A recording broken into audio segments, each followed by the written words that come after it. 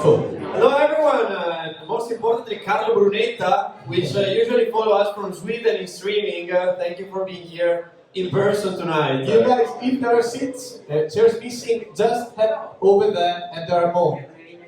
Riccardo company, there's a lot of chairs over there, just stack them. Hey Vicky. Okay. Cool. Sorry for being late. We're trying something different tonight. Instead of sharing live on Facebook, as we have always done since the first event, we are recording and then adding the audio after that, so that the quality might be higher, especially for the people who are just following Speck&Tech on Facebook.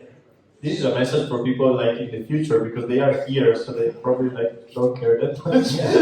Did you actually start it or not? Yes. Yeah. Amazing. Okay, so yeah, Speck&Tech number 36.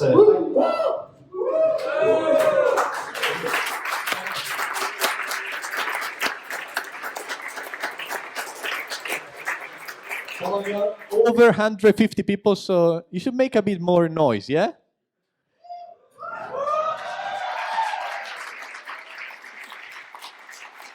It's all for the first guest. Yeah. First guest of the night, George, just introducing, stay here. A big applause for him. Thank you for being here. We are starting in a second. Coming directly from London, as well as the other speaker who's coming back to Trento tonight. A big applause for ANDREA GADOTTI. All right, all right.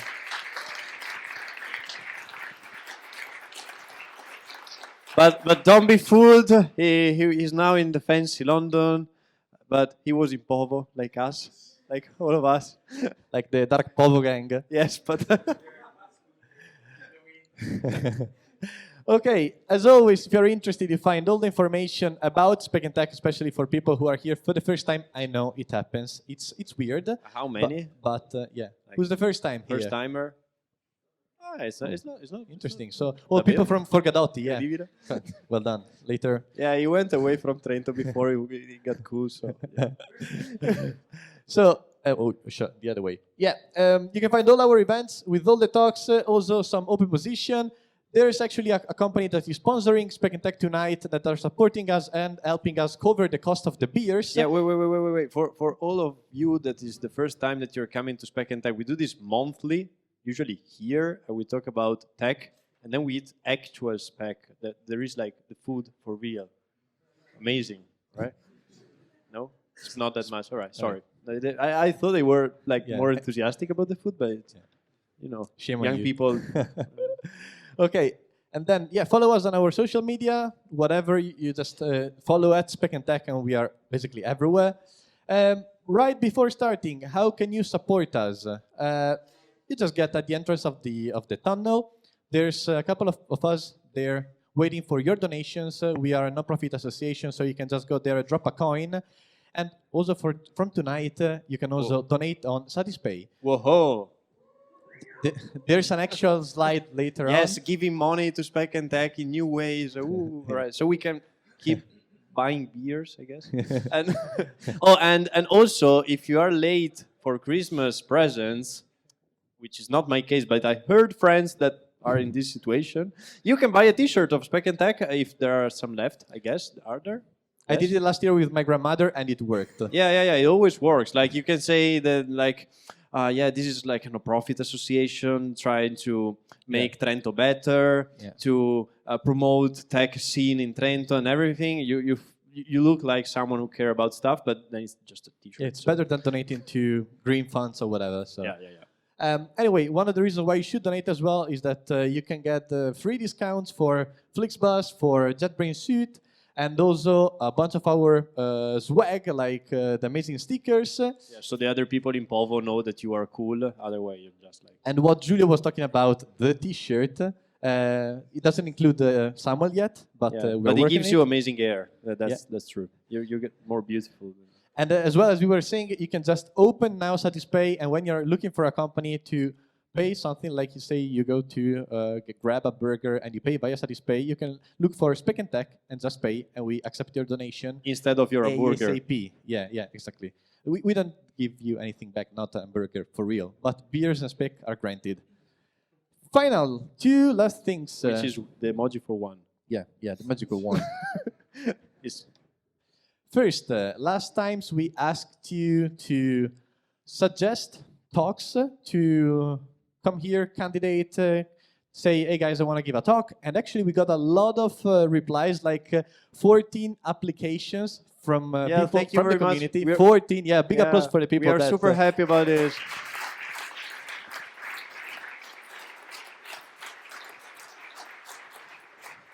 We are actually very bored for the guests that we have to find in London and other very far places like Andrea, and we're really sorry to disturb him to get in Trento. We would super be happier to invite people from right here, right, Andrea? Yeah. But again, you can easily just shoot a message at any time of the year if you want to give a talk. But keep in mind, we always try to make an event around a topic. So this time it's about privacy. So we find 2 or 3 speakers or more around the same concept. So a lot of you suggested they want to give a talk or they apply for that, and we will try to schedule them across 2020. So we already have 2 events planned, and these are not really the dates, but the threshold. So they should be around mid-January and mid-February. And we can tell you anything more, I would say. Free your calendar for all the days. That was the point. You never know. That was the point. Go to your calendar and set up a bookmark it for possible Speck&Tech. Yeah. If you want, we can send you a calendar later. Anyway, and this is the big spoiler, actually. So if you look here, there's a video that will start very, very soon. And that maybe we can even turn off the lights just to make the atmosphere more cozy and more sexy. Because this is the video... Sexy? Because this is the video, the after movie of Speck&Tech Retreat V2. Enjoy.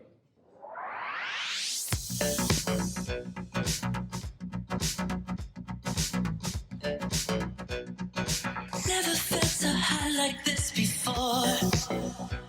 Am I hallucinating? I just can't be sure. So won't you come closer? Cause I've got to know. Are you looking for somebody just like Tasty. me? Affettato. Si sente? Tell me what you need, 'cause you got me hostage, Sauna. and I can't leave. Now I'm hooked on the sensation. Relax. Escape, I've got you in my veins. Baby, you know what you started, and I can't breathe. Speck&Tech, amicizie nuove e gite insieme. Can't turn away. Speck&Tech per me significa casino genuino. I just gotta have a taste. Lock me up and throw Speck. away the cure. Ain't no remedy once you take control. I try Fantastico. to resist you, but I want Famiglia. more. Community. Networking. That is your kiss. I'd do anything to taste you on my lips. My dark obsession. Donks, donks. I can't quit. Now I'm hooked on the sensation. I can't escape. I got you. Figata. Baby, you know what you started, and I can't breathe. Girl, you know I want you. You got my attention. Can't turn away. Girl, you know I can't help it. I just gotta have a taste.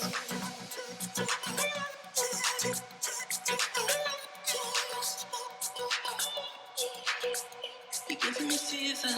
You know that I need you. Girl, you know I've got to have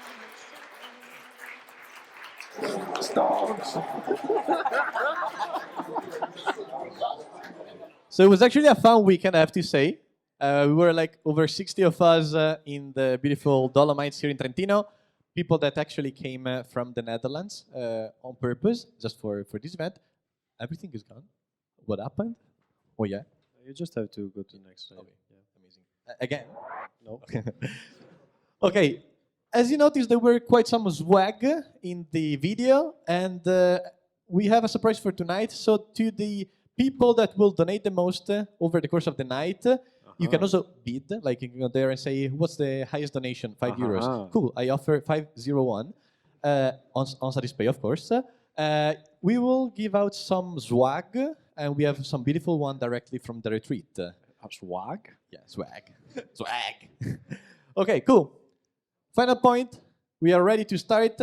If you want to ask questions to the speakers, go to slide.do/st36 or just go to slide.do and you insert the code ST36. And we are ready to kick off with the first speaker of the night, George, directly from the UK. Welcome. Hello. Okay, so can everyone hear me even in the back? Yeah, that's good. Okay, so this is my first time doing a talk, but I think I have a bit of a home advantage because it's going to be in English. So compared to all the other speakers who have to speak in their second language, I think I'll be okay. So today I'm going to be talking about AI for humans, the future of your digital self. So the idea of this talk has come from the changes that are coming across our society at the moment and the immense power that is held by data and the advances in AI which are changing the way that we interact with the world. And the main inspiration from this comes for me, it comes from the recent political scandals that have happened. So the voting manipulation that has been happening all throughout the 21st century, and then all of those things culminated in the elections, the Trump election, and then the Brexit election, and then we have some more rounds of elections which are happening. So let's go. Okay, so hands up if you've seen The Great Hack. Okay, we have about 10 people. So if you haven't seen this, it's a documentary on Netflix which documents the process through which there was a company called Cambridge Analytica, a UK-based company, and they've become quite famous recently in the way that they stole a lot of information from users of Facebook, used that to make detailed psychological profiles of people, and then use that information to try and swing what they would call marginals, or people who weren't sure about how they're going to vote. They can directly target those people with their adverts, and by using sophisticated data science, they're able to significantly change the outcome of political votes. But I've crossed out hack here because really the way that people are gathering your data is not hacking. The way they're gathering your data is through small print. And when was the last time any of us read any terms and conditions? Can someone put up their hand if they have ever read a terms and conditions before accepting it? 4 people, yes. So it's not really, in the modern age, it's not really hacking that's going on. It's more, there are so many terms and conditions to agree to that everyone, in the end, they want to use the service, they just click OK, and then they move on. So this is, am I the product? This comes from a common saying from the 1970s, which might be surprising to some of you. So this was happening when the television was released, and they were rolling out free TV shows because people didn't want to pay. And the question that this raises is, what if you're not paying for the product? Am I the product? This comes from the fact that companies can make so much more money from giving you a free service than the money that they would have made from you paying for that service. So here's the structure of the talk. First, I'm going to be talking about how much your data is worth.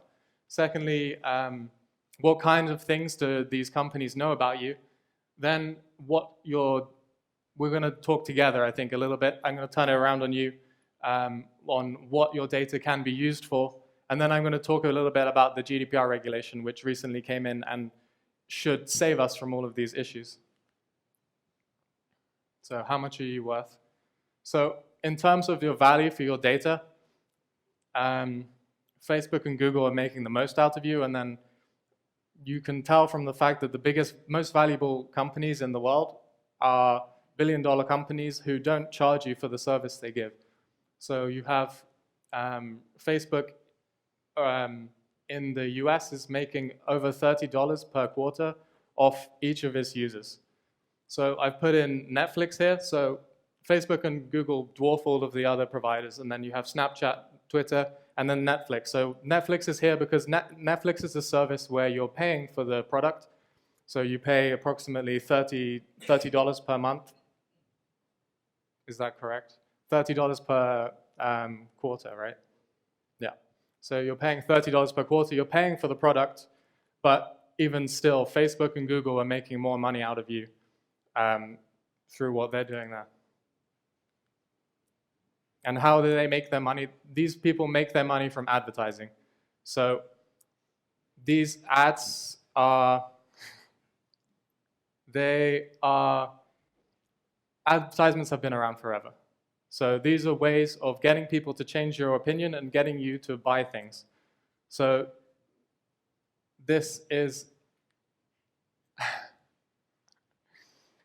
as technology gets more sophisticated, advertising is getting more powerful and people are being able to make bigger profits off this advertising. So this is Facebook's average revenue per user in USD per, I believe that's per year. So you can see that this is growing almost exponentially. This is an S-curve. So in 2011, they were making $10 per user. And then up until 2018 in the US, they're making $110 per user. So this is showing the exponential rate at which bringing in AI algorithms into this technology and leveraging the information that they have about people can improve the sales that they make. So the way that this, so what might not be clear from this graph is that, yes, everyone knows that Facebook has been growing and Facebook has increased the number of its users and Facebook is continuing to drive a lot of revenue as a company. But what people might not realize is this is per user. So not only are they growing and scaling the number of users that they're getting, but on an almost exponential rate across all areas of the world. So this blue one is North America, where they have the strongest foothold. But it's increasing across the board in Europe, the global average, Asia, and the rest of the world.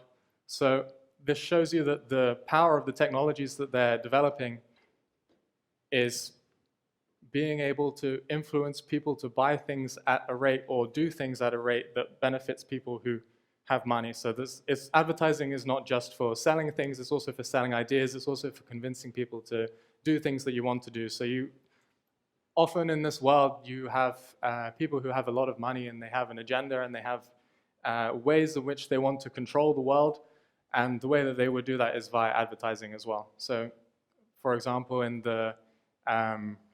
any of the election scandals, that is all funded by people who usually billionaires it's mostly billionaires, millionaires, or companies with vested interests, lobbyists, people like that. They will fund adverts to sell their point of view.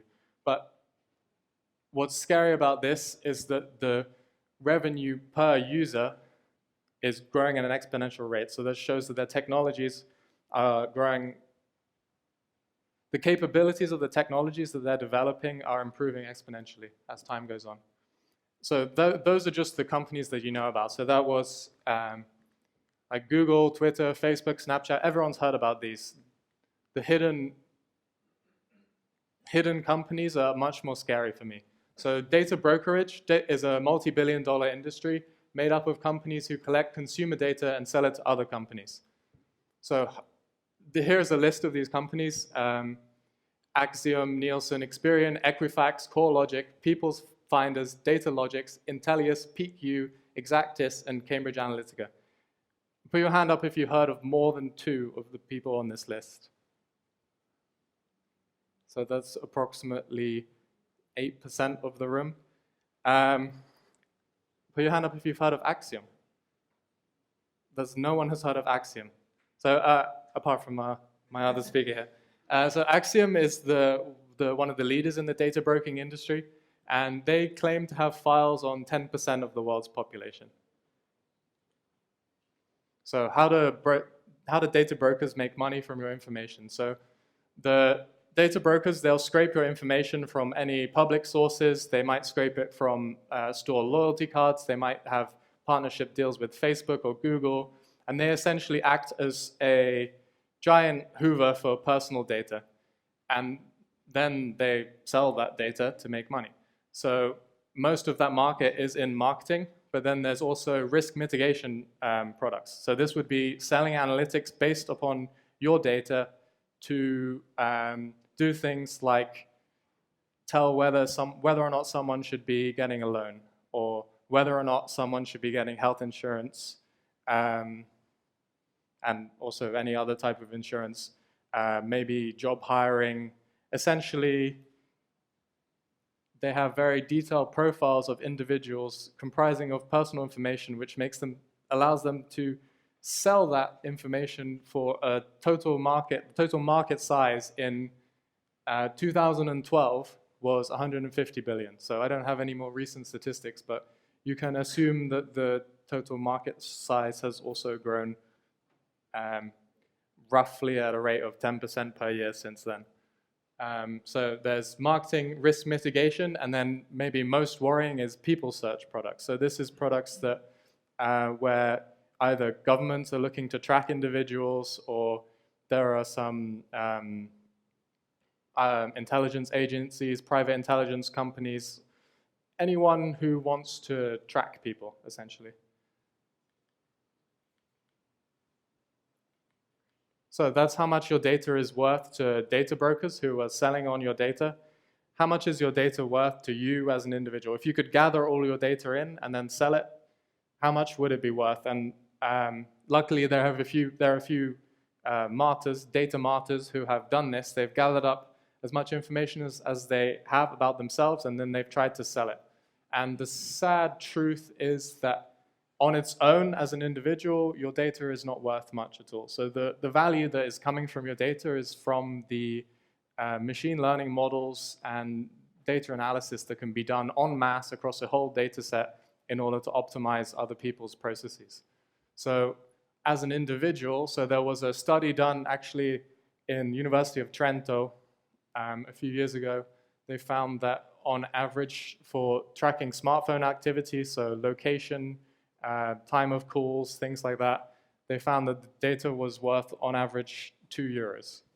There was a company called DataCoop, who were an American-based company. They were paying their users $8 per month for access. If you connected up all of your data sources, then they would sell that on to other people on your behalf, and they were paying their users $8 per month.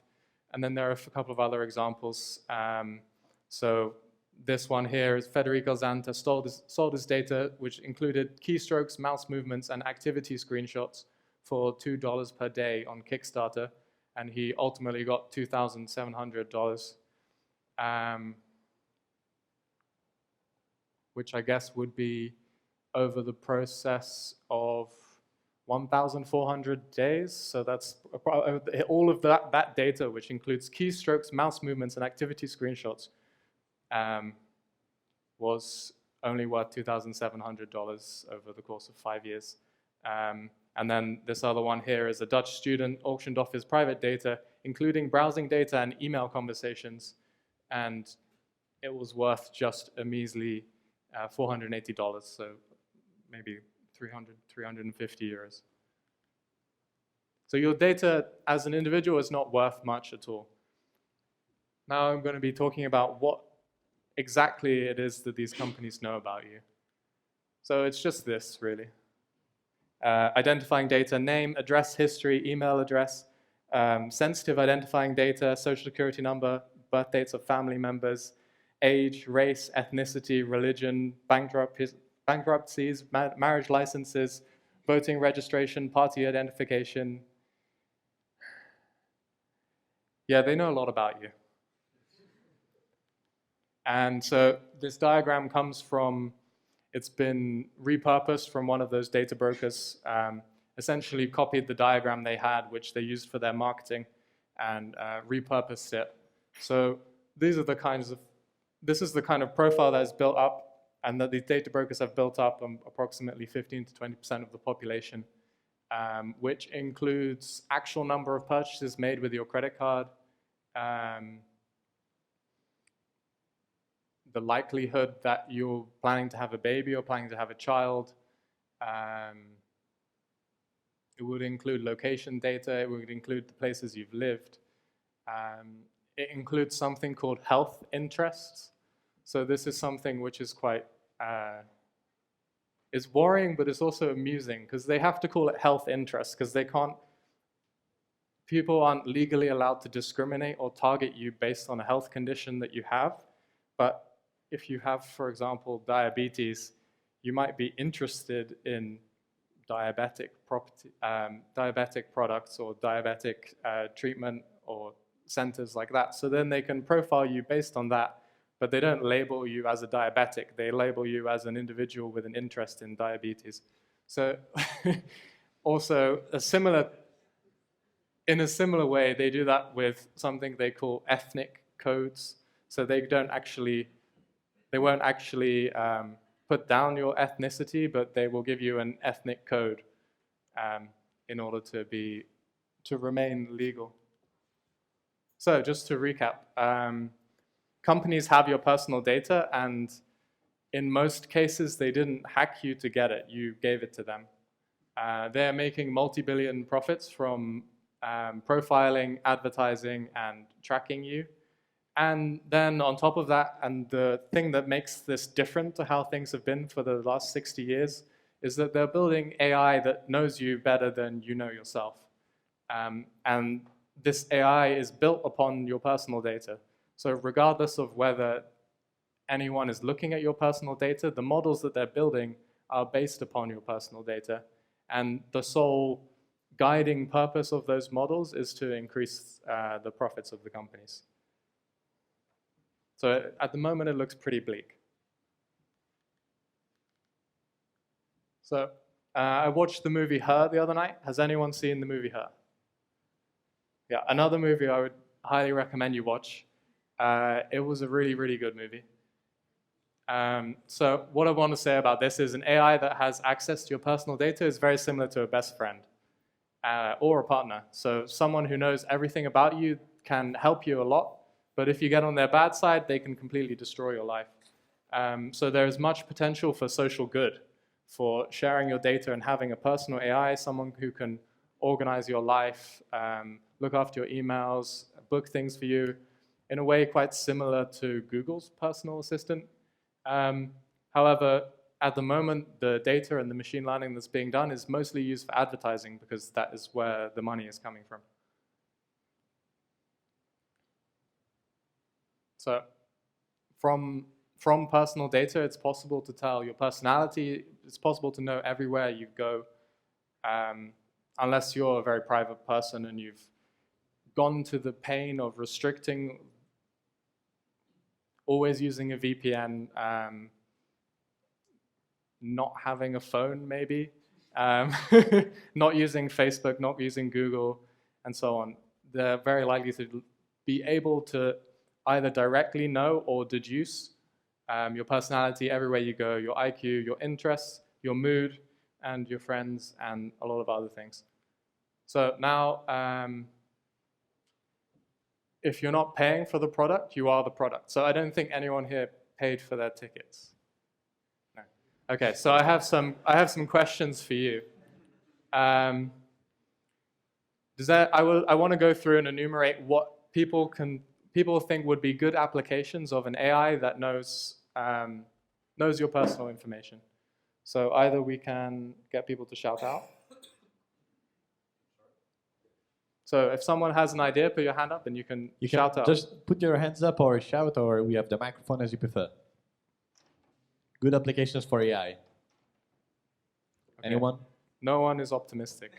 Everyone is resigned to the fate of the robot overlords. Authorization. Automation. Of what? Well, for example, spam filter. Yeah. You receive plenty of them, or notification, or UI, UX, user experience, user interfaces. Yeah. You can clearly help people in that Yeah. sense. By So those things don't necessarily need to have any personal information to be created, in a way. But I mean, if I cannot click a button, I can collect data and say, oh, you're not clicking correctly, so maybe you have eyesight problem. Yeah, yeah, yeah. Okay.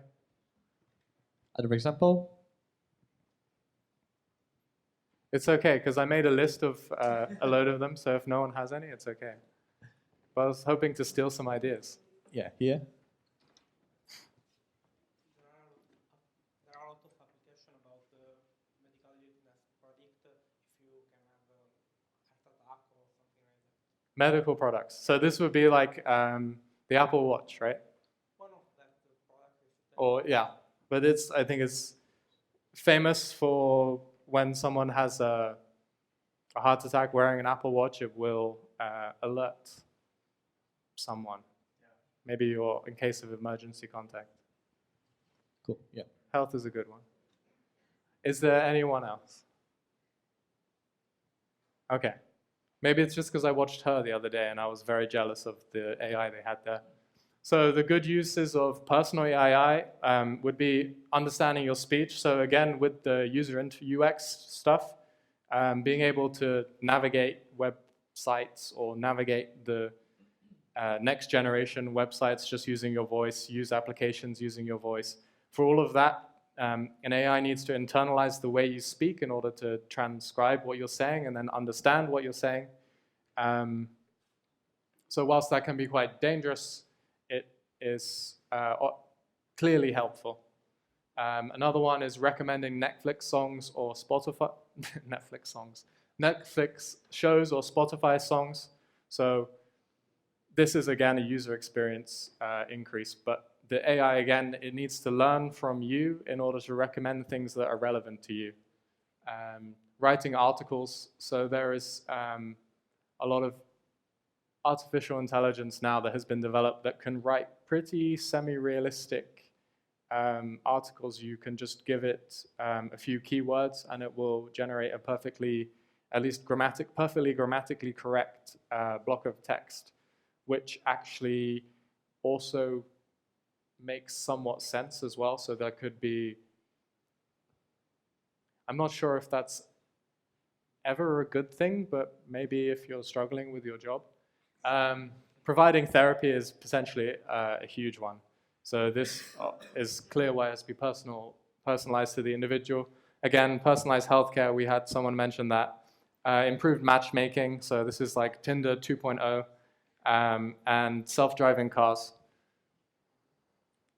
Okay, so then I would like to repeat the same exercise of people shouting out dangerous applications of an AI that has access to your personal information or is trained on your personal information. Again, you can shout, otherwise I'm here. Wait a second.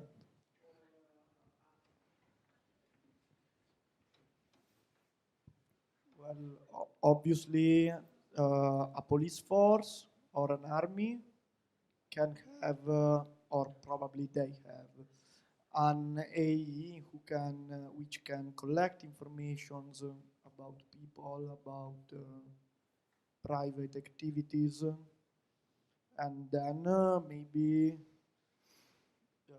preventive arrests can be made, or whatever.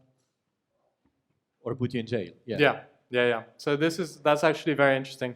So a piece from history is, so if you have seen The Great Hack, or if you've seen the news in the past 3 to 4 years, Cambridge Analytica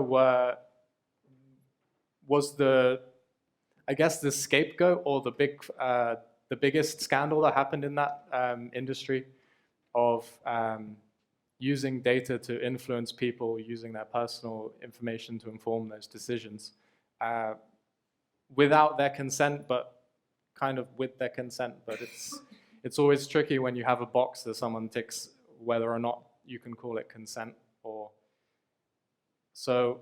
But the interesting piece from history is that Cambridge Analytica was a child company from a company called SCL Group, And SCL Group were I think they still exist. So in the wake of the scandal, Cambridge Analytica as a company died, took the hit, but all of the other companies that it was associated with, for example, SCL Group, are still running. But their origin came from military applications. So the tools that they were using for election campaigning were actually psychological. They were defined as psychological warfare and used on the battlefield in the years prior to that. So that's definitely a very good one to raise. Anyone else? You can influence programmatically the mental health of people. This has already been done in the past, I believe. There was an experiment from Facebook trying to see if people were posting like positive or negative stuff using some kind of different ads or content. And this, in my opinion, is one of the most worrying application because this can lead to death of people, like if they're depressed or something. Yeah. So I think I agree with you, that's one of the most worrying things that's happening. And I had a point to make about that. Yeah, so there's also, they're doing research into... Like reverse therapy. Yeah, reverse therapy, yeah, exactly. So there's also research being done into whether or not how people respond to advertisements depending on their mood. So firstly, being able to detect your mood from either if you're on Spotify, what you're listening to, or if you're on Facebook from the way you're interacting with Facebook.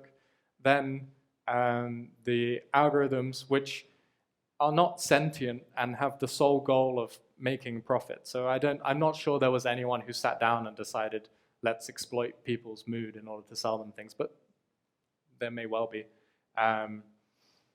But there's research being done into being able to detect people's mood and then advertise to them based on how they're feeling. So I put down some, I guess, direct counterexamples to the ones on the left. So on the bad side of things, understanding your speech, well, if they can understand your speech, they can listen to your conversations. Similar to the one you mentioned, recommending Netflix shows, you could be exploiting people's vulnerability, exploiting people's addictions. Writing articles can be used to spread fake news. I guess the anti-therapy is gamifying anxiety, so triggering people's social anxiety or FOMO or things like that in order to keep them on and stuck to the feeds that they're scrolling through. Increasing insurance prices or locking people out of insurance systems. Preventing you from getting a job. So moving the analysis of your data into a place where companies can filter candidates, and it could be you keep applying for jobs and don't get anywhere and you don't know why. Self-driving cars, hacked self-driving cars, which to me is one of the most terrifying things that could possibly exist. And then influencing your opinions. So this last one here, help you search for things. Imagine if there was one company that you used to look up everything you ever wanted to know, and they controlled the order in which you saw things and the things that you saw. That would be absolutely terrifying. What would it take for you to trust an AI with your personal information? So if you could write down on Slido, perhaps, what would it take for you to fully trust an AI with your personal information? So that was very gloomy. Now here's the positive side of things, which is GDPR, which is potentially our savior in all of these things. So I went through the GDPR articles, and actually they're all pretty good, but I didn't want to put all of them up, so I just picked a very small subset. So this is, the controller should be able to demonstrate that the data subject has consented to the processing of his or her personal data. The data subject shall have the right to withdraw his or her consent at any time. It shall be as easy to withdraw as to give consent. Article 15.1, the data subject has the right to obtain from the controller. It's back. That was me, I think. Whether or not personal data concerning him or her are being processed, and whether is the case, access to the personal data and the following information. So this is the purposes of the processing, the categories, the recipients of your personal data, and essentially what personal data they have, how they use it, and who else have they given it to. This one, the data subject shall have the right to object at any time to the processing of personal data concerning him or her, including profiling based on these provisions.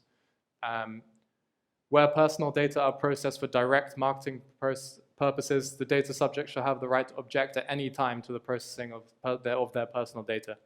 So essentially, problem solved, we can all go home. But it's not really the case. So these are the last things which have not... GDPR is the legislation, but in practice is completely useless to individuals because the process, there are 4 next steps, in my opinion, which need to be done. So first is to be able to find out who has your data in an easy way, because as most of you have not heard about data brokers, who are the most prolific, I guess I would say, abusers or users of your data, you can't really get them to delete your data if you don't know who has your data.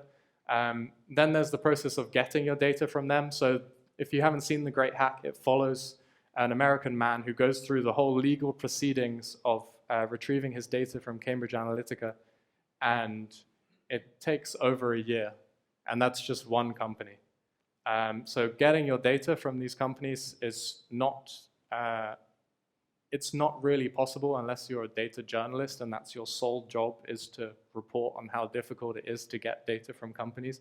As an individual, it's not really feasible to do that. Then once you have got your data, they will give it to you in JSON, which I'm fluent in JSON, but I think most people don't speak JSON. So once you have it, it's very difficult to understand what information people are holding about you and what it means. So there is actually a lot of data that you might want companies to have about you because it's essential to providing a service to you. But so you can't really do a blanket delete and remove yourself from the internet. But at the same time, none of the sophisticated business analysis tools that exist for businesses to analyze people exist for individuals to analyze themselves. So as an individual, it's pretty impossible. And then the last one is getting value from your data. So unless you want to sell all of your data for the net profit of approximately, so €2 per month, perhaps, there's actually not many ways to get value from your data. So these are the kinds of things where hopefully we see a lot of progress in the future, where companies are building systems that allow you to trust the AIs that you're interacting with and give you ways to use your data in ways that will benefit you more than €2 a month. So what we're looking at here is flipping the way that machine learning is developed in a way. So instead of making $120 per quarter per user through advertising, we're making an equivalent value, or maybe just $30 or $20 per user per quarter for the individual based on the services that are provided to them. So that's what I'm currently involved in. So I've co-founded a company called Ethi, and at the moment we're building tools to, firstly, to do that first step here, no, the third step of understanding your data. So we're building tools to visualize, analyze, and make predictions for you to understand your data. So at the moment, we're just using Facebook data because it's the biggest fish to fry, or like biggest bang for your buck. But essentially what we want to do is reduce the barriers to entry to these 4 things, because the GDPR legislation has given us all of the legal power to get on behalf of people to request all your data from companies, get companies to delete your data.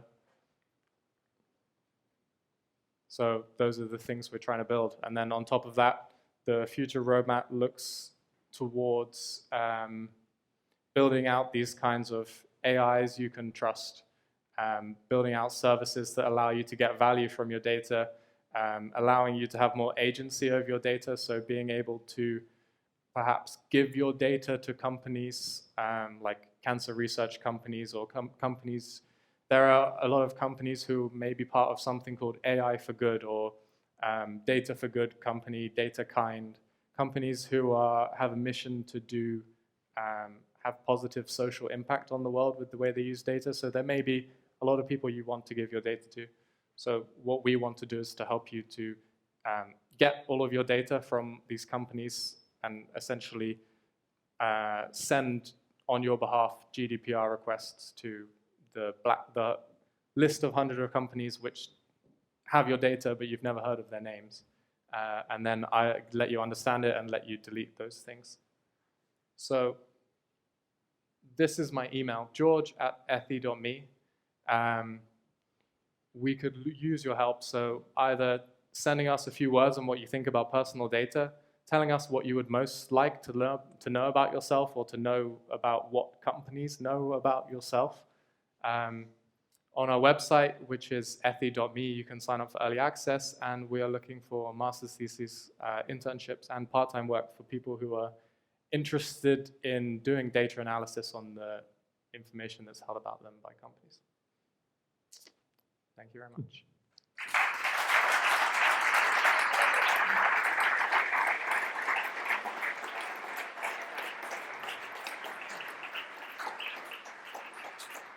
I guess we'll get. So we got a couple of questions. First one: why these companies collect such a huge amount of money from North America respect to the rest of the world? I think firstly because North Americans have a lot of money.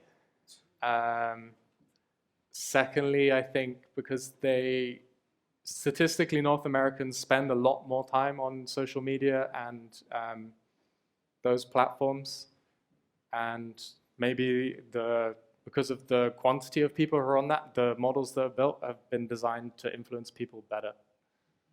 We got a question that is like, how do companies like Axiom collect data? In a few words, like you said before, scraping. Yeah, so there's something called open source intelligence gathering, which is a cybersecurity term, and it's actually, there's a lot of data about you that is publicly available. For example, land registry data, or a lot of stuff to do with government.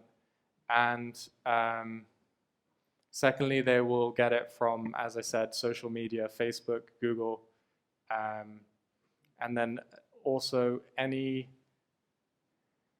loyalty schemes that you sign up for where they give you something and you're kind of like, oh, that's kind of cool. They're giving me free money or free bonus or free something. And you just sign up and you don't really read the terms and conditions. That's kind of their way in.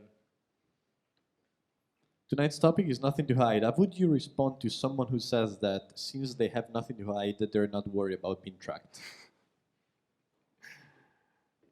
This is what my dad says. On the one hand, it makes a lot of sense if you believe in utopia. So there's, maybe it's not a secret, but essentially most people, or nearly all of us, are actually tracked by government agencies and intelligence services. And they don't, to our knowledge, do anything bad with it. The sole purpose of having that information is being able to perform counterterrorism and look after their citizens. But maybe in some countries it can go a bit too far, and it's quite a dangerous thing for a government to have. So especially if your government is moving towards a more right-wing or authoritarian position. So maybe not right-wing at all, just authoritarian. I think it's a different, there's like left-wing, right-wing, authoritarian, and liberalism. So if your government is moving towards more authoritarian regime, then it's absolutely terrifying for them to have this kind of information. So in particular, this happens in China, where there's always a lot of news in the West. So I have met some Chinese friends of mine, or people like that, who say, it can be quite hard to understand, because whenever you read about China, you read quite scary things. But when you meet some people from China, they will say, oh yeah, because you've just been reading Western media. So it can be quite hard to tell who is actually what is real.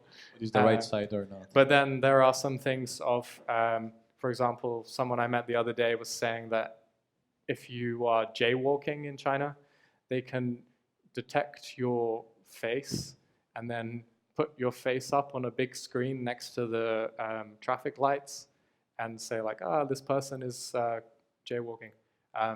There are also tons of other terrifying examples. For example, using facial recognition to incentivize recycling. The social credit system, so this would be locking people out from essentially the economy based on the way that they're acting and whether or not it's believed they're acting in a good way or a bad way. Am I muted? No, we got like tons of questions anyway, but we'll keep going. last one is, may we protect ourselves by using browser extensions that fill ads companies with wrong data, e.g. like ad nauseam? Does this make sense? So my personal opinion is that we need to build tools that fix the underlying problem rather than like put a plaster on it. So there's another thing where you could remove yourself from Facebook and Google and all of these services, and then you never go on the internet, and you would also be protected. But I think the most important thing is to be able to see what information people are holding about you, and then legally force them to delete it.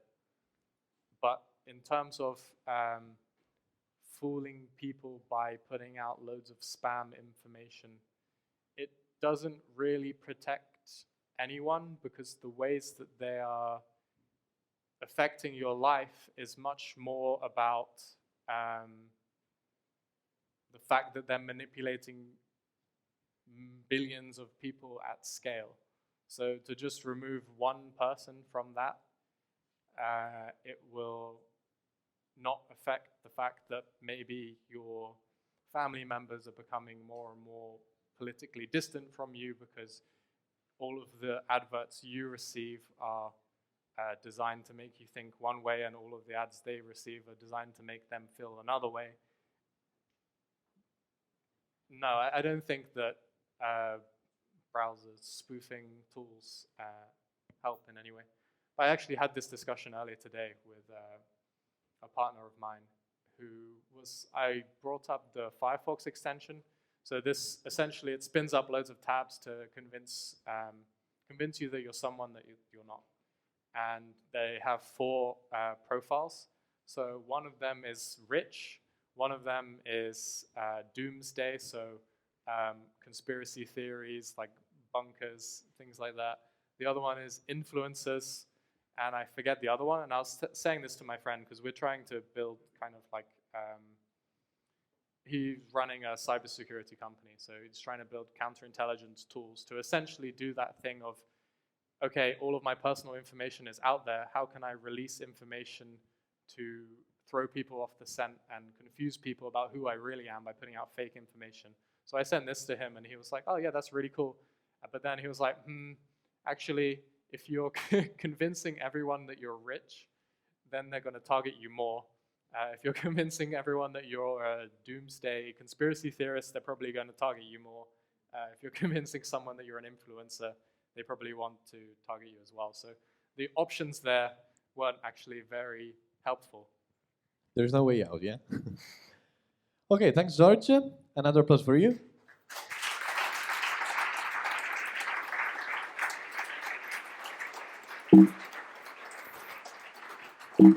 Okay, before moving to the second talk, as we said, we have a great sponsor here tonight that they are covering and helping us with the beers and the spec for Speck&Tech.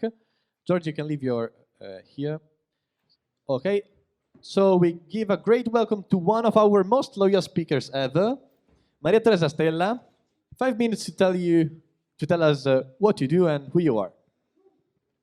Hi, everyone.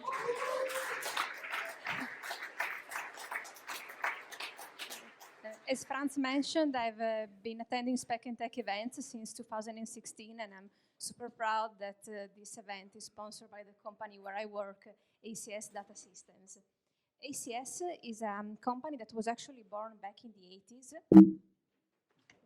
And it all started from a small room, but now it has grown to a company that actually keeps on growing. As a matter of fact, ACS has acquired 2 more companies, Infominds and Microline, and now has more than 40 million in revenue, around 300 employees, and we have also recently won an award as one of the top growing companies in Italy in the last decade. We have several offices in northern Italy and beyond, and our headquarters is in Bolzano. But now you might be wondering, okay, what does ACS actually do? And well, the answer is a lot, because we actually have 5 areas of expertise: software, hardware, cloud, print, and communication. I work in the communication department, where we specialize in digital signage solutions for the clients who want to communicate more effectively with their own customers or internally. So we have built our own software for broadcasting media, and also we have several interactive touchscreens. Yeah, there's the animation. Sorry. We have more than 300 clients, and they are not just any companies, but top-level businesses in Italy. But the good thing about ACS is that it's not just about what happens during work hours. We also have lots of things going on. For example, we have sponsored 2 hackathons at Noi Tech Park that you might have heard of also here at Speck&Tech. We have our own family day with beer, food, and activities like beer yoga. Then we have our annual Christmas party and also other events throughout the year. We have photo contests. We built our own racing simulator, and we also have sports teams. As a company, big company, we keep on growing, and so naturally we have to expand our team. And we have lots of open positions right now. The first one, for example, is for a full-stack developer in my team. So if I have caught your interest, you can just check out the positions on our website, or you can just stop me and my colleague Luca over there over a beer. So we can answer any question you might have. Thank you very much.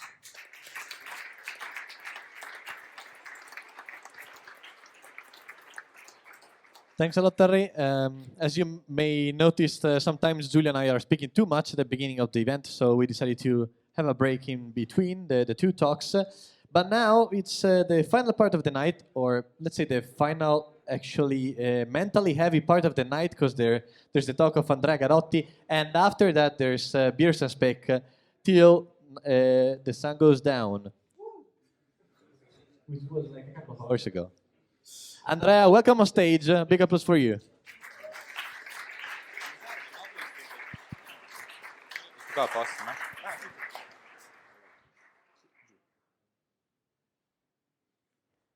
Yes. Okay. So hi, everybody. Thanks a lot, Franz and Giulio, for the invitation. So this is actually the first talk I give in Trento, which is my hometown, so I'm quite excited. And I'm quite excited also because this is the first talk I give with 2 hats. The first hat will be as just myself, Andrea Gadotti, and more specifically, privacy advocate. And in the first part, I will discuss more generally why privacy matters, and a general overview on online privacy. And for the second part of the presentation, I will wear my researcher hat, because I'm doing a PhD in the Computational Privacy Group at Imperial College. And here the presentation will be a little more academic, just a little bit, and I will discuss re-identification attacks and differential privacy. So this is the first part, and for this part I represent only myself, not Imperial College, like everything I say is my view and so on. Okay, so when you talk about privacy to any kind of person, very often you hear that as a response that actually, I mean, yes, they understand, they agree that privacy is important, but actually, if you have nothing to hide, you shouldn't have anything to fear. And even Eric Schmidt, who is the former Google CEO, in 2009 said it with his own words, if you have something that you don't want anyone to know, maybe you shouldn't be doing it in the first place. So now I would like to ask to raise your hand if you think that this argument is completely wrong. At almost half, I think. Can you please raise your hand if you think that this argument is actually reasonable? Okay. So like 10 people, I think, even more, 15. A bit biased, maybe. And who doesn't know, who thinks that might be okay? Sorry? It's actually a joke. That, unfortunately, he was not joking, I think. But what's interesting is that actually, in 2005, some journalists from CNET published some information about Eric Schmidt, so like his salary, his home address, and other information, who they could find using only Google searches.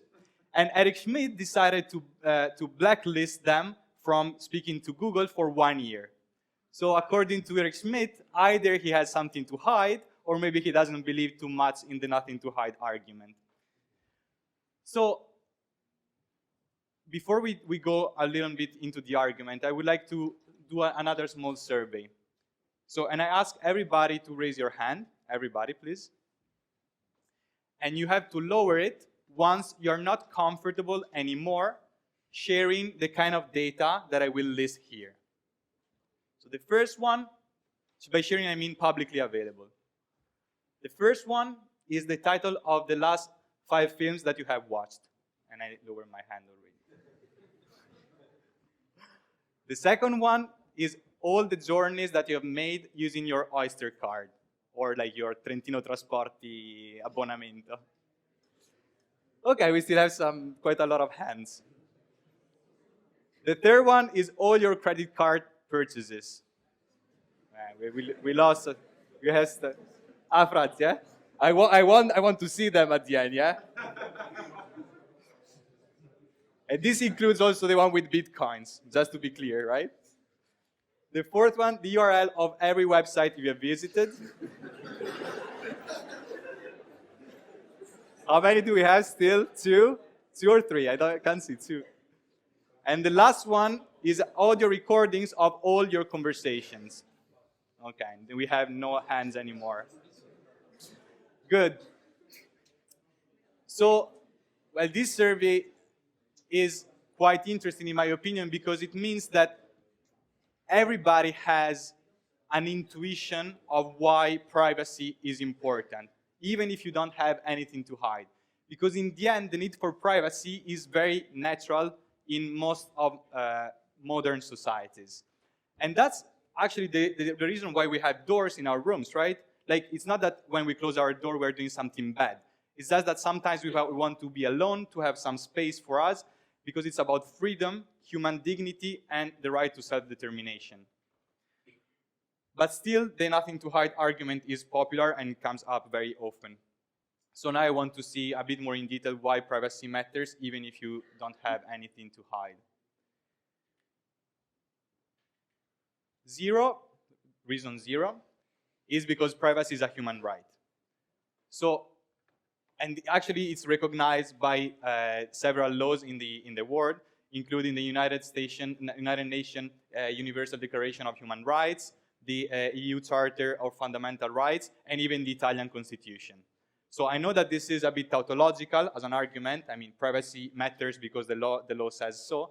But this is just to point out that whenever someone dismisses privacy, they're actually questioning a recognized human right. Then surveillance can facilitate human rights abuses and even genocide. So there are a lot of examples of this in history. Here we'll just give 2. The first one is actually something that's happening right now in China, in the region of Xinjiang, where the Chinese government is actually building a surveillance state to control, and not only control, the Muslim minority that lives there. And so like several reporters went to visit the area, and they said that they found omnipresent cameras on the streets, but even in the restaurants, in public offices, and so on. And facial recognition is applied everywhere. And citizens are forced to install government spyware on their phones. Even like that's actually why some of them, they have two phones, one that they bring out and the other one that they keep at home. And all of this is actually helping the Chinese government to organize so-called education centers. So I will not go into this, but I think we all know what education centers means here. The second example is from past history and Second World War. So in the 1930s, the Netherlands had a population registration system that they used for statistical purposes. Something similar, if you want, to the census that we have now, but a lot more detailed. So even to the point that they were very proud of it, and they said that they could use it to follow each person, each citizen, from cradle to grave. And the problem is that when the Nazis came and occupied the Netherlands, they found this registry extremely helpful to identify and track down Jews and other minorities. So this sad example, I think, is very interesting because it shows why many people think that data should be treated as radioactive material. Because sometimes it's collected and used for legitimate good purposes, but actually once it's out there, it's there and it's very hard to get rid of it. And in the meantime, people might use it for purposes that are a lot less good than the ones they were supposed to be. The second reason for why privacy matters is that it has to do with the freedom of expression, and specifically the freedom of challenging those in power, which is a fundamental right in any modern democracy. And in fact, mass surveillance is often used as a political weapon against minorities and dissidents, or activists in general. And here you have several examples, all from the Western world, where governments, security agencies, the police, use surveillance to target gay rights groups, representatives of other parties who were not in the government, and they even used social networks to track minorities in, this was in the US. And another interesting example is this one, was published in a famous Israeli newspaper not long ago, where they discovered that the Israeli government, who has like very powerful intelligence and technologies for cyber spy, they actually help world dictators to hunt dissidents and gay groups. So they actually sell this technology to dictators. Finally, something that I find very interesting is that actually is what's called the chilling effect, which is this phenomenon by which people behave differently when they know that they might be watched. And there is this very interesting paper from 2017, and what the authors did is they studied Google Trends, and in particular the US-based search traffic on Google, and they found that after Snowden's revelations in 2013, the searches for government-sensitive terms on Google fell by around 5%.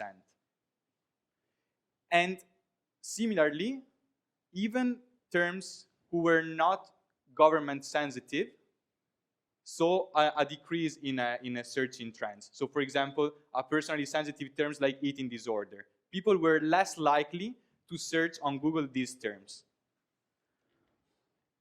So this is like a kind of a passive effect, right, of surveillance. But I think, equally dangerous.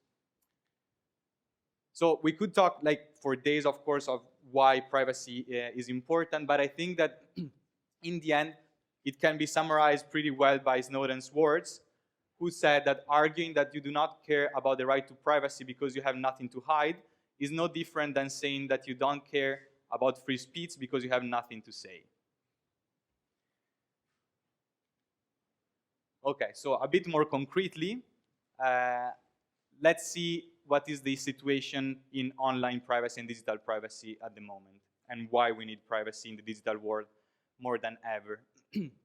So, well, first, just as an introduction, last month, Amnesty International published a report saying essentially that Facebook and Google's pervasive surveillance poses an unprecedented danger to human rights. And more specifically, they said that Facebook and Google should not be allowed to dictate how we live online, and that basically their surveillance-based business model is not compatible with human rights. And personally, I think that such a strong statement by an organization like Amnesty International is quite shocking. So, how does this pervasive surveillance take place? We have seen already a little bit of this with George, but actually I think that the thing that I discuss are quite complementary to his presentation. So, who knows anything about real-time bidding for online ads?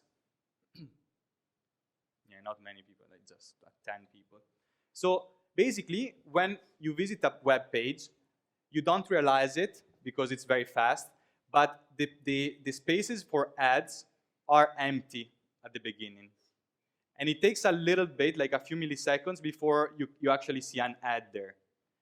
And the reason is that in order to decide which ads you are shown, basically your browser sends a lot of data about you to thousands of advertisers. The advertisers look at the data and they think, okay, this guy is interesting probably for my products, so I will bid this much money to show him or her some ad. So there is an actual action taking place here in milliseconds, and the advertiser that wins the action can actually show you the ad on the web page. And the data that you send is quite rich and sensitive. So usually you send the URL that you visited, that you're coming from, some information about the device that you're using, a unique identifier that advertisers use essentially to follow you in your surfing history, your age, gender, your interest, and sometimes even your location. So let's say that at least for online ads, when you use your browser, you have some easy ways to kind of protect yourself to some extent. For example, ad blockers, privacy badge, the extension by the Electronic Frontier Foundation. So with plugins, you can protect yourself. Plus, browsers follow some policies that were established as standards. So like there are some rules. With mobile apps, there are no rules. You are completely unprotected because mobile apps can do whatever they want. And here, for example, the New York Times investigated several apps, and they found that a lot of them collect your location, and they sell it to third-party advertiser trackers, data brokers, and so on. Privacy International, a few months ago, looked at several apps for menstruations, and they found that many of them, not all of them, but many of them, share data with third parties, and especially with Facebook. And menstruation apps, they're not just about menstruations, but usually they ask you to say basically what is your mood in the day, whether you had sex, whether it was protected or unprotected, and so on. So a lot of sensitive information. And this one you're gonna like. Spotify collects a lot of data about you. So if you go on, on the Spotify's website and you ask to download the data about you, you get a huge archive of data which basically contains all the any action that you have ever performed on Spotify since you started using it. So for example, whether you added a certain song to a certain playlist, when, for how long you listened to that song, whether you were using headphones or not, and so on. So like this is from a friend of mine. It's 840 megabytes. That's a lot of data for text data. And of course, this data is shared with the advertising giant WPP, who now has unique listening preferences and behaviors of Spotify's 100 million users in 60 countries. This is taken from their press release, by the way. It's not like a leak or something. So who? Okay, well, I mean, George spoiled a bit this, but to understand who these apps are selling data to, I have here a citation, and the game is to guess who is the source of this citation. So it's your data. You have the right to control it, share it, and use it how you see fit. Who wants to guess? Talking to who? To whom? Sorry? You say? Sorry? The Congress? Congresswoman. Okay. So basically you are saying that Zuckerberg is telling users or the users that it's your data, they can use it as they want, right? Good. So actually, the source is from an online data broker, Lotame, addressing its corporate clients on its website. So basically, they're talking about your data here. Okay, it's not they're telling the data brokers, the clients, that it's their data and they can use it as much as they want. So maybe you might be wondering what's happening here, or even what a data broker is. But actually, I mean, George explained that, but I will go through it again. So like the typical use case for a data broker is, as George said, like helping credit scoring companies. So what happens is that a credit scoring company goes to a data broker and says, hey, I have this guy born on the 1st of January 1984 who lives in this postcode and he's applying for a loan. Can you please tell me more about people like him? And the data broker is like, yeah, sure. They have the huge database about everybody, like containing a lot of information. Also to answer the question, like data brokers, at least in the US, have also all the history of credit card purchases, because Visa and MasterCard they have a collaboration with them. In the EU, I don't think it works like that, but I'm not exactly sure. So basically, they have a lot of data, and they send some of this data back to the credit scoring company, who then decides whether to give you a loan or not. And of course, all of this is anonymous because your name is not there, but we will see later in the presentation whether this actually makes sense to argue. So data brokers, like there are many data brokers, as George showed. The main ones are Axiom, but actually Oracle is even bigger. Oracle claims to have 30,000 attributes on 2 billion profiles. And data brokers have been working for a long time. They have been, combining offline and online data for many, many years. And I think that in the end, and we discussed about data brokers already, but basically they work at such a scale and pervasivity that in the end, it might be possible that your public likes on Facebook influence how much you pay, how much interest you pay on your loan. Because the likes that you add on public pages are public, so if they scrape them, they can actually use this to build a profile of your mood, your interests, and so on, which could be quite interesting for a credit scoring company. And what's something very important to note is that this data is often wrong. So decisions about you are made using profiles that contain data which is not true. And this is, of course, done with very, very little accountability, because almost nobody here knows what data brokers are, and I didn't know either before starting the PhD. So there is a huge problem with transparency. So here is another example of something not very nice in digital privacy. So Amazon has recently started selling this product, Amazon Ring, which is essentially a doorbell security camera, or if you want, the digital version of your nosy old man on the window looking at everything that happens on the street. And of course, with Amazon Ring, so I mean, essentially, it's just a doorbell with a security camera that turns on as soon as it sees some movement, and records the video and sends the video to the owner.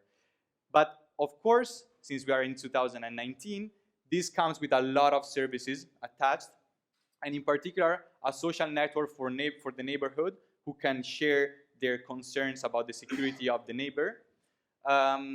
Amazon is also trying to convince the police to essentially see when people call the 911 in order to then alert the other users on the social network, fostering quite a lot of paranoia, probably. They work together with the police because the police is very happy to have people using those devices. And these programs, as a result, are often paid at least partially by taxpayers. And the reason why the police is very happy of collaborating with Amazon on this is that they can request automatically to citizens access to the video that had been recorded without a warrant.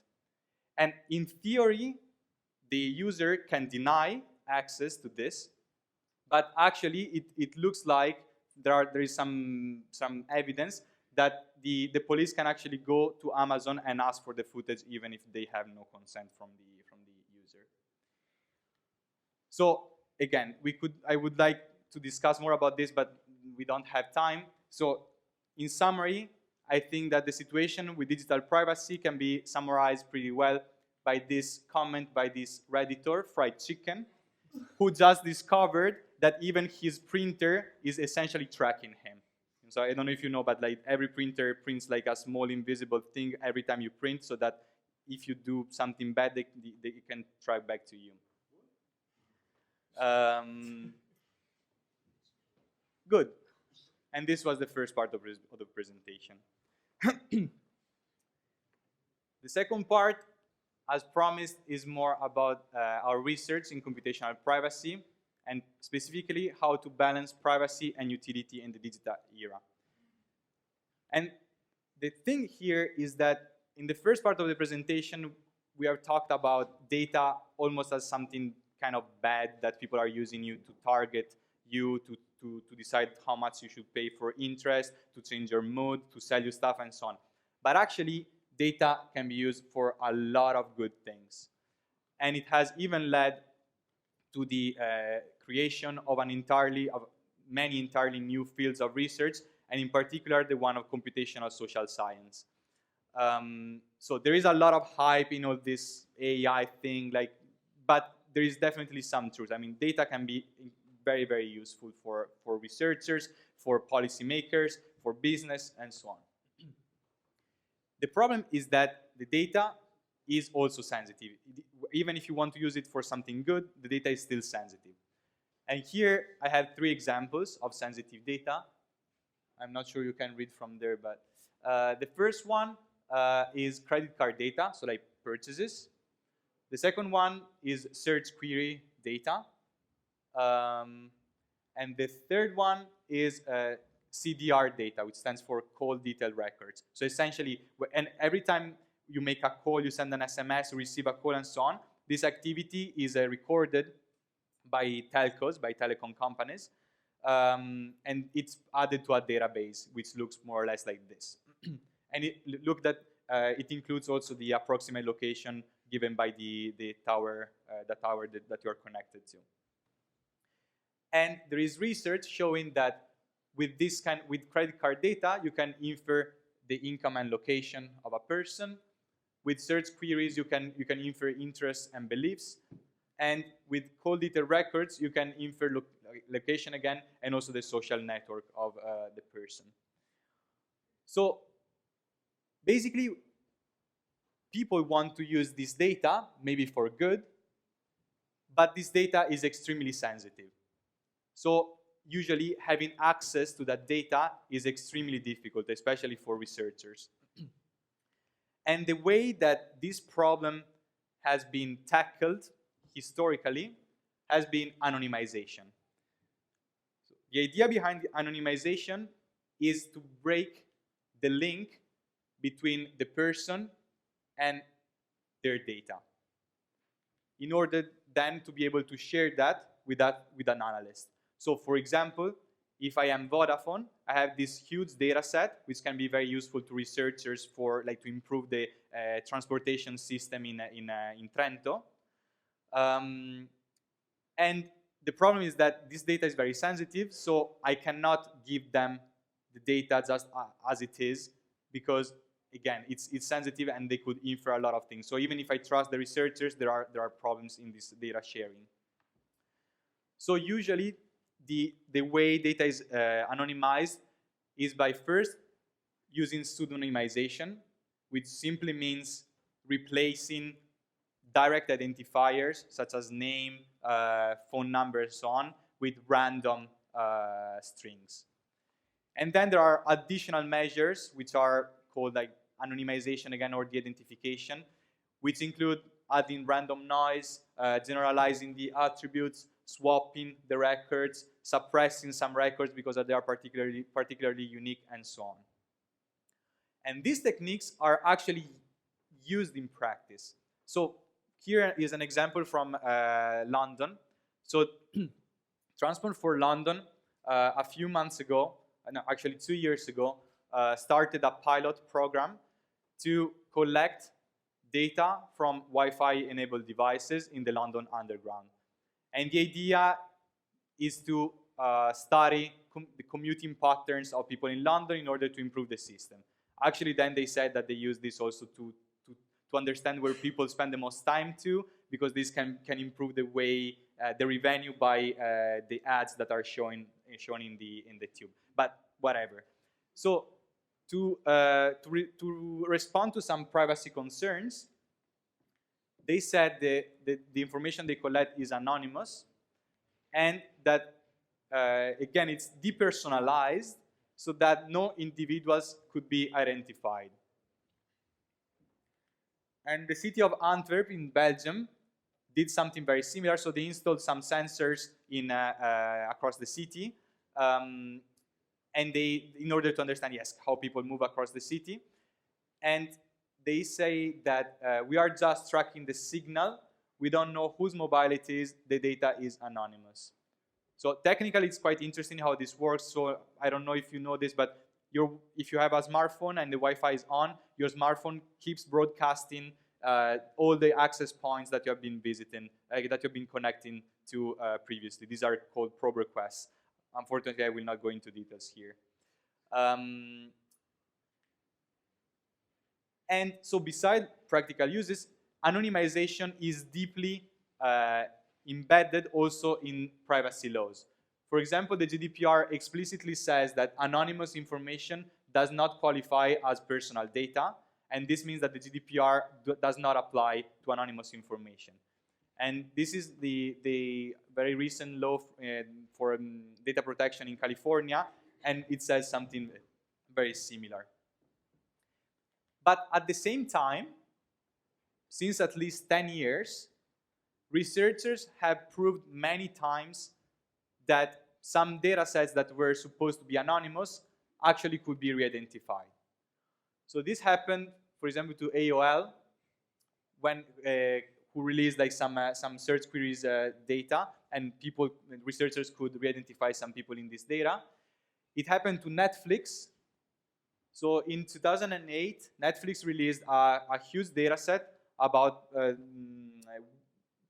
basically reviews that people had left on Netflix, and actually also the movies that they had watched, and they did this in the context of a challenge to improve their recommendation system. And some researchers, they could cross link this data set with the reviews on IMDb, and they could use this to re-identify some users. And since then, Netflix apologized and pulled the website, the data set off.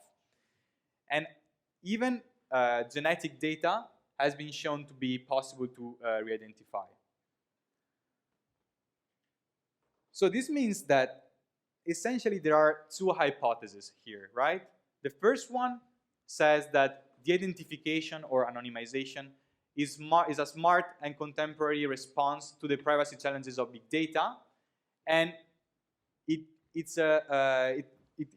does work when done fully and correctly. And this is the opinion of the Australian Information Commission officer. The second one, the alternative hypothesis, is that the identification could have worked in the past for data sets that were smaller, essentially, but it does not scale to the broad set of modern uses of big data. And so, with my research group, we set up an experiment to understand which one is the right hypothesis, which one is correct. And when I say we, sorry, I mean my research group. So like I'm not personally involved in all the projects. That's a disclaimer. So to understand which is the right hypothesis, we took a big data set, mobility data set, with 1.5 million people over a period of 15 months. And this data set contains a lot of points about every individual. One point here is simply the hour and location when and where a user made an activity. So like made a call or sent a message and so on. So for example, one point could be that Andrea was in Piccadilly Circus between 10 and 11 a.m. today. And now the question that we wanted to answer is how many points are needed to re-identify someone uniquely in the data set?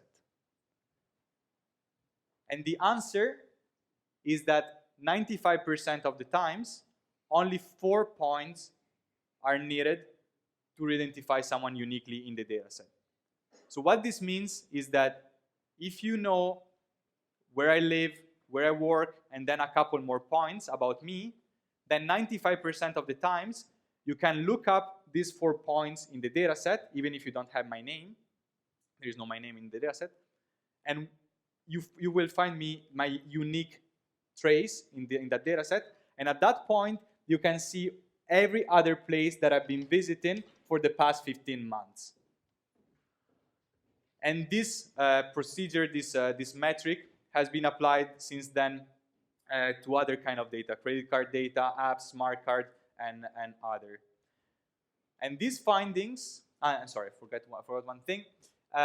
So one of the ways that people would address this issue, usually, of high uniqueness of the data, is by adding random noise, or at least generalizing, making the data less detailed. More or less how you can see here, like done on the face of this person. And we try to do this on mobility data. So we decrease the spatial resolution and the time resolution of the data. So for example, instead of saying that I was in Piccadilly Circus between 10 a.m. and 11 a.m., maybe the point says that I was in central London between 8 a.m. and noon. So like you have the data is less granular, less detailed. And here there is some bad news and good news. The good news is that this reduces the unicity of the data, so people are better protected if you want. But the bad news is that first, if you collect a few more points, then the unicity is back to super high levels. So this time, maybe let's say that with only 6 points, 95% of the people are again uniquely identifiable. And second, of course, if you reduce the precision of the data, then the data becomes less useful. So the actual use cases that you can use this data for are less. And so these findings led us to conclude that we have no reason to believe that an efficient enough yet general anonymization method will ever exist for high-dimensional data. And actually, this opinion is starting to be shared by policymakers, at least in some parts of the world. So this is, for example, from the US President's Council of Advisors on Science and Technology during the presidency of Obama. They said essentially that they do not see anonymization as being a useful basis for policy because it is not robust against re-identification attacks. So one of the criticisms that you often hear when you speak about re-identification attacks is that if the data set is not about all the population, even if you find a unique match in the data, you cannot be sure that the match is actually the person that you know. So for example, if the data is about 10% of the population and you find a match, maybe it's not the person that you know, it's someone who is in the 90% of the population who is not in the data set. And so to respond to this criticism, we published a paper in Nature Communication finding essentially what is the probability that that match is actually you, even if I'm not sure that you are in the data set. And without going into details, we estimated that 99.98% of the people in Massachusetts are unique given 15 demographic attributes. So essentially, if you have a match, if you find a match on a person with using 15 attributes, then it's almost sure that that person is actually the person that you have data about, is not someone else. And we also, there was quite a lot of media coverage of this. We also published a tool on our website where you can use your data and check what is your personal risk of re-identification. And of course, we don't collect any data. Like everything is run in your browser. Like we don't save anything. Sure. We promise. I think you can check the code, but like I think so, yeah. Okay, so all of this sounds a bit sad because in the end, we really want to use data for good purposes, for social good. And data is indeed useful. So it can be used, for example, to assess population displacement during earthquakes. It has been used to quantify the impact of human mobility on malaria, or also to map poverty and therefore start policies that address this problem in more effective ways. So the thing is that we want to find a way to give access to data without compromising the privacy of individuals who are in the data sets. And the problem with anonymization that I described so far, the release and forget model, where you have the data, you do some magic, and then you share this data with analysts. The problem with this model is that you are still sharing individual level data. You have absolutely no control over the analysis that analysts do, and it's impossible to revoke access to the data once you have shared it. So a possible solution, a possible alternative, is the one of query-based systems. Here, the idea is to keep the data behind a protected server and give analysts the possibility to send queries about the data. So questions about the data. And of course, receive the results in return. And of course, the idea is that all the queries that are sent perform some kind of aggregation. And this is important because otherwise you can use queries to re-identify data again. And here I have an example. So suppose that you have a guy whose name is Bob in the data set. And you send a query like this. How many people named Bob have a salary less than £1,500? Well, at this point, if you know that Bob is unique in the data set, then this answer can be either 0 or 1, depending on Bob's salary. So essentially, even through a query, you leaked some private information about Bob, and you want to avoid this. And of course, the most intuitive idea to protect against such an attack is to say that we do not respond to any query that selects less than, I don't know, 100 users. The problem is that if you do this, I can circumvent this measure by using two queries.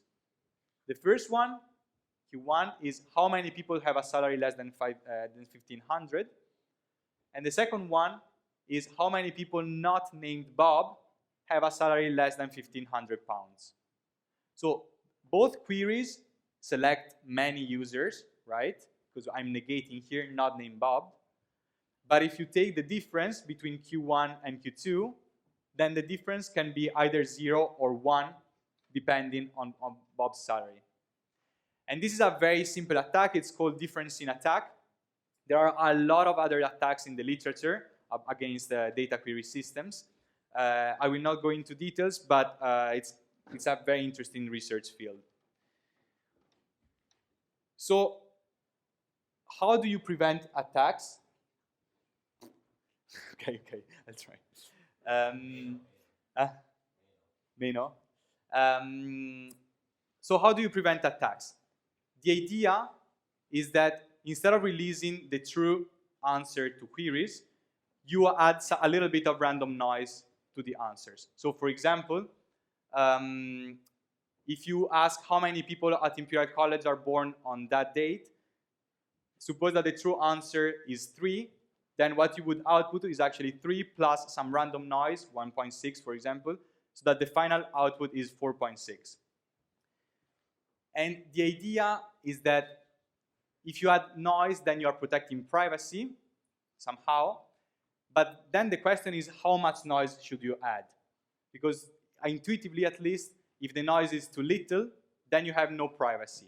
But if the noise is too much, then you are completely destroying the utility of the answers that you receive. And so there are at least two approaches to decide how much noise to add. The first one is called differential privacy, which is this very nice thing that has been around since 2006, but actually became super famous after Apple announced that they were going to use it in iOS 10. This was in June 2016. So I will give just a very simple idea of what differential privacy does. So differential privacy is a definition of what an algorithm must be to be privacy preserving. And intuitively, the idea is that the output should not depend too much on the data of any single individual. So more precisely, suppose that you have the analyst who sends the query on the database, on a certain database, and receives the result on that query. Then you have that the analyst sends the same query on the same database with the data of one user added to that database. Differential privacy asks that the two outputs on these two slightly different databases should be similar. And this means essentially, you can prove this mathematically, that if you are Joe or any other person in the dataset, you will not be negatively or positively affected by your decision to give your data. And the nice thing about this is that you can prove this mathematically.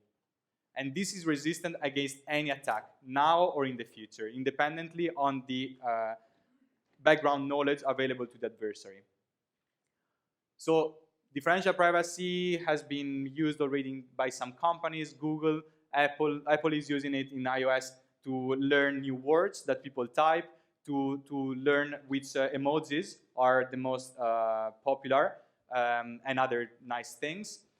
The problem is that differential privacy, it's awesome because of the privacy guarantees that it gives, but from a practical perspective, it's still at least immature, especially in the SQL-like setting. So a setting where you would like to ask queries in an interactive way for any kind of use cases, and you would like to send many queries. And actually, the same wired basically realized this because Apple is doing some heavy trade-offs between privacy and utility towards less privacy in iOS. And yes, they wrote an article about this. How much, Frank? Okay, so 1 minute. There is a German company called AirClock who proposed an alternative to differential privacy, which was supposed to give SQL-rich syntax, infinitely many queries. It was guaranteed to be GDPR compliant and everything. It was patented, it was commercial and everything. We broke it.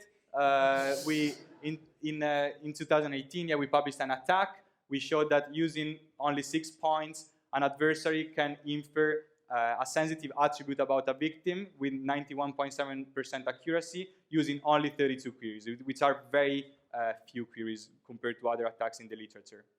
And they acknowledged the attack. They were quite angry, actually, but they acknowledged the attack and they said that the severity is very high.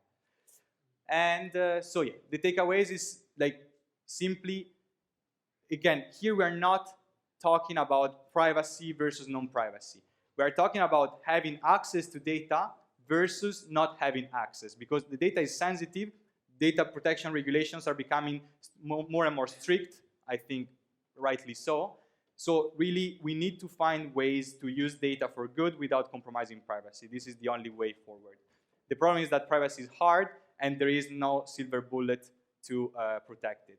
So we need probably an attack and defense approach where people propose solutions and other people try to break them. And in order to do so, we need transparency and openness and engagement with the community. If you liked what I discussed today, we are hiring.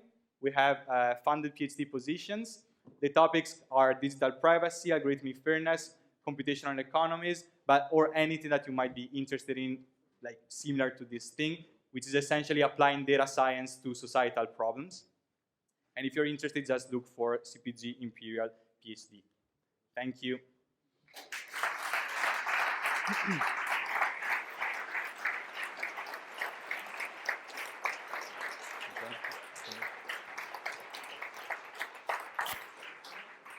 No, you can keep it. We actually have questions. Yeah. Also talking about privacy, I don't know your lock number. So we can buy time in the meantime. I'm very happy to see Federico Scrinzi somewhere, which was talking about attacks in the past, other ways, but similar, I watched that similar video. topic. I watched the video. Well, thank you very much for your talk. I'm actually very glad to see that we have ongoing discussion from years, which are still lasting, and they will probably It will never end. Yeah, we will leave over our discussions. There is an easy question for you because I'm nice tonight. Can your apps collect your position? So we're talking about apps. If your GPS is off, like with mobile repeaters or something. So I'm not an expert in this because I don't study how Android and iOS work. I mean, now for sure they have to ask for the permission. And the problem is that actually Google is collecting data also using the Wi-Fi devices that they find around because they know where Wi-Fi, like basically they know where a certain Wi-Fi with a certain name is placed in the world. Yeah, so like, I mean, the short answer is that I'm not sure. It depends on the implementation, but for sure things are getting better. I think that now iOS shows you. It's also they are anonymizing the MAC address, I believe. Yeah, but which I don't know if it's somehow useful. That's a mitigation, like exactly, and plus that works for probe requests. So that's more that's a different thing essentially. I mean, yeah. when you go around with your phone broadcasts the previous access points that you have connected to, and does this with a MAC address. It used to do it with your real MAC address so that anybody could actually follow you. Yeah, which is unique. Now they are randomizing it, but there are timing attacks and so on. But actually, this applies only to probe requests, so like this broadcasting. But when apps collect and sell geolocation data, they don't go through this. They simply get the geolocation data from APIs at the operating system level. Yeah, so in simple, like probably apps are not an issue. You should be afraid of like Google and Apple probably in this case because the operating system know this stuff, right? Of course, I mean, here it's a matter of who you trust, right? Like, I mean, maybe you decide that you want to trust Google, but at the same time, you should probably push Google towards implementing more privacy-preserving systems for apps to access data. Apple is doing that, for example. Now, if an app is using the GPS, you see that in the notification bar, right? Yeah. There is like a random pop-up sometimes saying, "Hey, Waze was using your location for the last like 2 hours," and they show you a map with all the points. It's very interesting and scary. And there is another question which is kind of weird but interesting, and this is the last. Then we have beers and spec. Keep patience. Would you choose to be in a utopian full transparency world where everybody's data is fully available? If so, why? Or why not? I mean, the thing is that if I could choose to have a utopian world where everything works perfectly as an axiom, right? Axiom without C. Then of course, yes. I mean, you are already basically assuming that everything is perfect, so you can trust everybody, so you don't need privacy. But the problem is that this assumption is not true, and I think will never be true, right? So like, as long as there is power asymmetry, there are people trying to influence your behavior and so on, then no, I do not want my data to be in the hands of these people. All right. Well, thank you very much, Andrea. Thank you.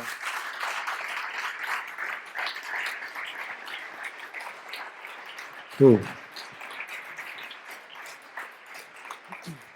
Thanks, guys, for making it. It's been a long night, and now it's gonna last even longer. Yeah, we actually have like a couple of slides of our own vacation from last Christmas, and then we are organizing Capodanno together. So stay tight. No, jokes aside, thank you everybody for this last wonderful year. Even more to the people that came to the retreat. We remember you that there is a bidding tonight with some random prizes. Not really random, but you can help us donate. Super cool, really, really super cool. And prizes. also, if you remember, please donate for that. And we've been talking a lot about scary stuff tonight. So this is a spoiler, but the first event in 2020 will be about coding for good. Woo. So be there. We will see you around mid-January. Yeah, all right. Thanks a lot. Thank you, everybody, and go to the beer.